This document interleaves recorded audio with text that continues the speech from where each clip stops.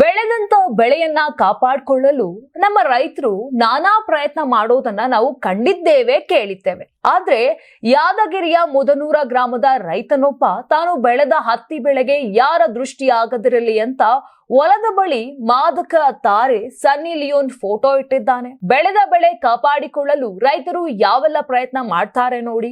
ಅದು ಸಾಮಾನ್ಯ ಪ್ರಯತ್ನಗಳಲ್ಲ. ಕೆಲವೊಮ್ಮೆ ಕೇಳಿದ್ರೆ ನಗು ಬರುತ್ತೆ. ಆದ್ರೆ ಅದೆಲ್ಲವೂ ಮಾಡುವುದು ತಾವು ಶ್ರಮಪಟ್ಟ ಬೆಳೆದ ಬೆಳೆ ರಕ್ಷಣೆ ಅನ್ನೋ ಒಂದೇ ಕಾರಣಕ್ಕಾಗಿ.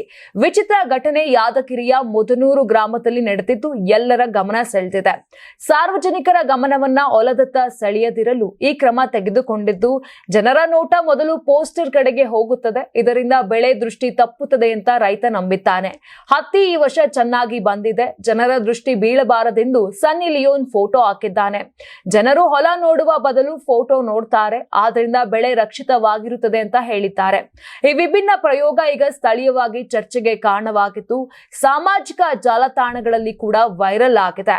ನೀವು ಸಣ್ಣ ಆಗ್ಬೇಕಲ್ವಾ? ಅದು ಒಂದು ಉತ್ತಮ ಆಹಾರದಿಂದ ಸಣ್ಣ ಆಗ್ಬೇಕಲ್ವಾ? ಪ್ರತಿದಿನ ನಮ್ಮ ಜೀನಿ ಸ್ಲಿಮ್ ನ ಯೂಸ್ ಮಾಡಿ ಯಾವುದೇ ಸೈಡ್ ಎಫೆಕ್ಟ್ ಇಲ್ದಂಗೆ ನೀವು ಸಣ್ಣ ಆಗ್ತೀರಾ. ನಿಮಗೆ ಮಾಧ್ಯಮದಲ್ಲಿ ಕೆಲಸ ಮಾಡುವ ಆಸಕ್ತಿ ಇದೆಯಾ? ಹಾಗಾದ್ರೆ ಕರ್ನಾಟಕ ಟಿವಿ ಡಿಜಿಟಲ್ ಮೀಡಿಯಾದಲ್ಲಿದೆ ನಿಮಗೆ ಒಳ್ಳೆಯ ಅವಕಾಶ.